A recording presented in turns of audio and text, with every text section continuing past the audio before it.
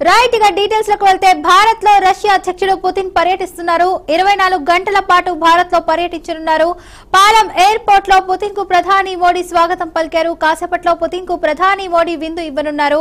Russia Ukraine యుద్ధం మొదలయ్యాక Putin తొలిసారి భారత్ కు వచ్చారు. పుతిన్ తో పాటు భారత్ కు రష్యా రక్షణ మంత్రి, రష్యా ఉన్నత స్థాయి వ్యాపార ప్రతినిధులు బృందం కీలక ఒప్పందాలైతే చేసుకున్నారు. ఇక డిఫెన్స్, ఎనర్జీ, హెల్త్, లాజిస్టిక్స్ రంగాల్లో కీలక ఒప్పందాలు చేసుకున్నట్లు తెలుస్తుంది.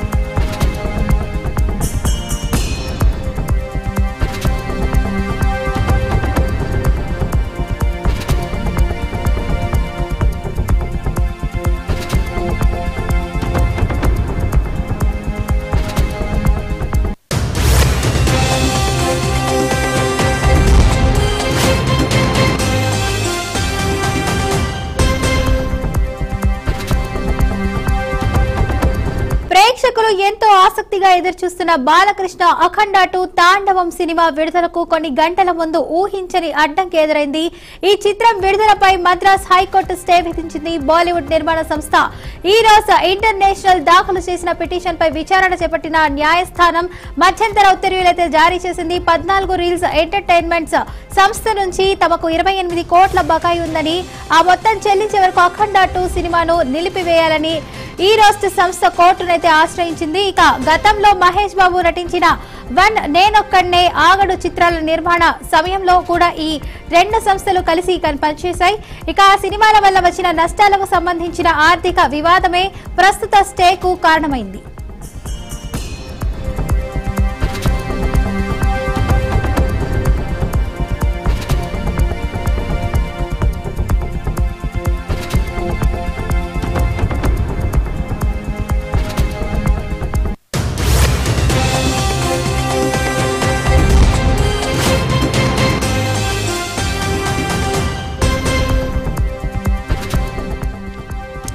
అఖండ 2 చిత్రాన్ని 14 రీల్స్ ప్లస్ బ్యానర్ పై నిర్మించారు. అయితే 14 రీల్స్ ఎంటర్టైన్మెంట్స్ లోని భాగస్వాములైన రామ్ ఆచంట, గోపి ఆచంటనే ఈ కొత్త సంస్థను కూడా ప్రారంభించారని, కాబట్టి పాత బకాయిలకు వారే బాధ్యత వహించాలని ఈ రోజు వాదించింది. ఇక ఈ వాదనతో ఏకీభవించిన కోర్టు స్టే విధించింది.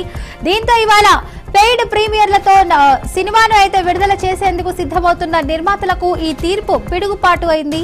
ఇక అయితే ఈ వివాదం కోర్టు బయట సెటిల్మెంట్ ద్వారా త్వరగా పరిష్కారం అవుతుందని, సినిమా విడుదలకు పెద్దగా ఆటంకం ఉండకపోవచ్చని ఫిల్మ్ నగర్ వర్గాలైతే భావిస్తున్నాయి.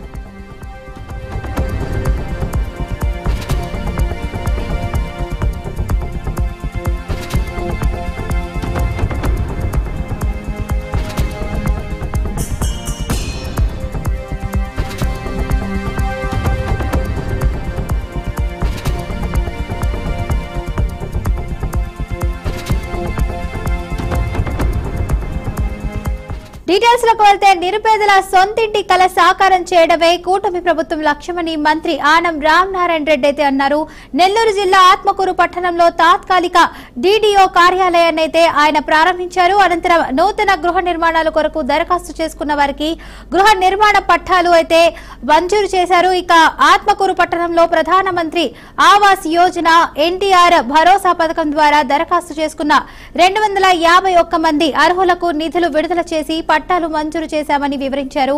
నిరుపేదల సొంతింటి కల కూటమి ప్రభుత్వం నెరవేరుస్తుందని ఆనందం వ్యక్తం చేశారు.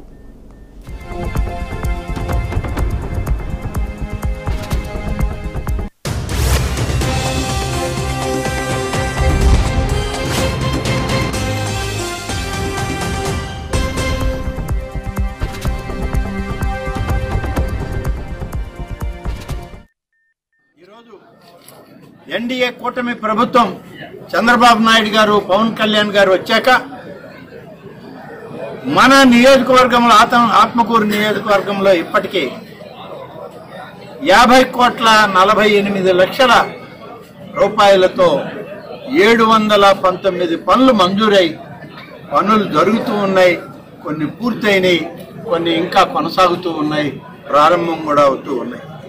562 సీసీ రోడ్లు 34,67,00,000 రూపాయలతో మంజూరు చేశాం. కొన్ని గ్రామాలు పూర్తయినాయి, కొన్ని గ్రామాల్లో పనులు చేస్తూ ఉన్నారు. ఇతర నిధుల ద్వారా 156 పనులు 9,50,00,000 రూపాయలతో పనులు మంజూరు చేసి మొదలు పెట్టడం జరిగింది. నాబార్డులో ఆత్మకూరు మినీ బైపాస్ రోడ్ ఏదైతే ఉందో అన్ని గ్రామాలను కలుపుతూ ఆత్మకూరు పట్టణంలోకి వచ్చేటువంటి ఈ మినీ బైపాస్ కూడా 6,31,00,000 రూపాయలతో మొదలుపెట్టాం. మరొక 2.5 కోట్ల రూపాయలు కూడా అదనంగా అవసరం అవుతుందంటే మంజూరు చేయడానికి ఇవాళ ఆమోదం తెలపడం జరిగింది.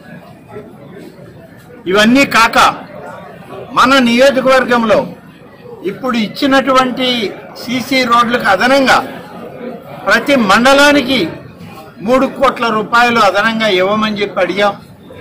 దానికి కూడా పంచాయతీరాజ్ శాఖ మంత్రిగా పవన్ కళ్యాణ్ గారు సూచనప్రాయంగా ఆమోదం తెలిపారు. ప్రజాప్రభుత్వం ప్రజల శ్రేయస్సు కోసం పనిచేస్తుందని మంత్రి కోమటిరెడ్డి వెంకటరెడ్డి అన్నారు. గత ప్రభుత్వ నిర్లక్ష్యంతో నల్గొండ జిల్లాలోని తాండాలలో అభివృద్ధి కుంటుపడిందన్నారు. ఇక కనీసం మంచినీళ్లు ఇవ్వలేదని మంత్రి మండిపడ్డారు. ఉమ్మడి నల్లగొండ జిల్లాలోని 12 నియోజకవర్గాల్లో అత్యంత వెనుకబడిన ప్రాంతం దేవరకొండని చెప్పుకొచ్చారు.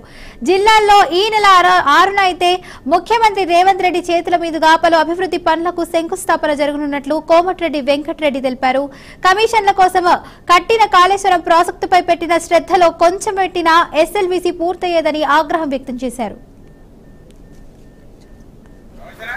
ఈ నెల 6వ తారీఖు కొన్ని 48 గంటల్లో దేవరకొండ రాబోతున్న సందర్భంలో ఇక్కడికి చేసిన నాయకులందరూ కూడా, అలాగే నేను కూడా జిల్లా మినిస్టర్గా ఎమ్మెల్యేగా తోడుగా ఉండడానికి మీకు తెలిసిన ఒకటే విషయం, మీ అందరూ కూడా చాలా మంది పేదవాళ్ళు ఉంటారు.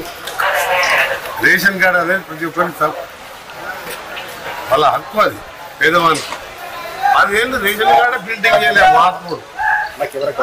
ఇవాళ మేము రేషన్ కార్డు ఇచ్చుకుంటూ హామీ ఇవ్వలే, మేము సన్న బియ్యం ఇస్తామని 50 రూపాయల కిలో బియ్యం, మేము తినే బియ్యం, ముఖ్యమంత్రి గారు తినే బియ్యం ఇస్తామని హామీ ఇవ్వలే. అది 5,000 కోట్లు సంవత్సరానికి అవుతుంటే ఇలా సన్న బియ్యం ఇచ్చుకుంటూ రేషన్ కార్డు ఇచ్చుకుంటూ లేని తండాలలో గ్రామాలలో యామ్లెట్లో కూడా రేషన్ షాపులు ఇచ్చుకుంటూ ఆ కార్యక్రమం, 5 లక్షల ఇందిరమ్మ ఇల్లు కార్యక్రమం, ఇవాళ ఉచితంగా పేదవాడు 1000 రూపాయలు నెలకు కరెంటు బిల్లు నీళ్ళు ఇచ్చే కార్యక్రమానికి సంవత్సరానికి 12,000. వెనుకబడి ప్రాంతాలు నిధులు ఇవ్వాలి. మాది కూడా అంతే కదా. శాశ్వత సొరంగం పూర్తయితే ఈ ఏరియా అంతా డిండి ప్రాజెక్ట్ అన్ని పూర్తయితే. ఎమ్మెల్సీ తీన్మార్ మల్లన్న ఆఫీస్ ముందు ఓ యువకుడు పెట్రోల్ ఒంటిపై పోసుకొని హల్చల్ చేశాడు. తెలంగాణ రాష్ట్రంలో బీసీలకు అన్ని ప్రధాన పార్టీలు అన్యాయం చేస్తున్నాయని ఆవేదన వ్యక్తం చేస్తూ పెట్రోల్ పోసుకొని సాయి అనే యువకుడు ఆత్మహత్య యత్నానికైతే ప్రయత్నించాడు. కాంగ్రెస్ పార్టీ బీసీలకు 42% రిజర్వేషన్ ఇవ్వకుండా మోసం చేస్తుందన్నారు. దీనిపై పోరాటం చేయాలని తీన్మార్ మల్లన్నకి చెప్పేందుకు వచ్చారని స్టాఫ్ తో వాపోయారు. ఇక మల్లన్న ఆఫీస్ లో లేరని, ఉదయం రావాలని సిబ్బంది సాయికి చెప్పి పంపించారు. ఇక అయితే అక్కడి నుండి కిందకి వచ్చిన అతడు క్యూ న్యూస్ కార్యాలయం ముందు పెట్రోల్ పోసుకుని నిప్పట్టించుకున్నాడు. గమనించిన స్థానికులు ఫైర్ ఇంజన్ కు పోలీసులకు సమాచారం ఇవ్వడంతో మంటలను ఆర్పి ఆ యువకుడిని స్థానిక ఆసుపత్రికి అయితే తరలించారు. ప్రస్తుతం బాధితుడి ఆరోగ్యం అయితే విషమంగా ఉందని వైద్యులు చెప్తున్నట్లు తెలుస్తోంది. ఇక విషయం తెలుసుకున్న ఎమ్మెల్సీ తీన్మార్ మల్లన్న వెంటనే గాంధీ ఆసుపత్రిలో చికిత్స పొందుతున్న సాయిని పరామర్శించినట్లు సిబ్బంది తెలిపారు.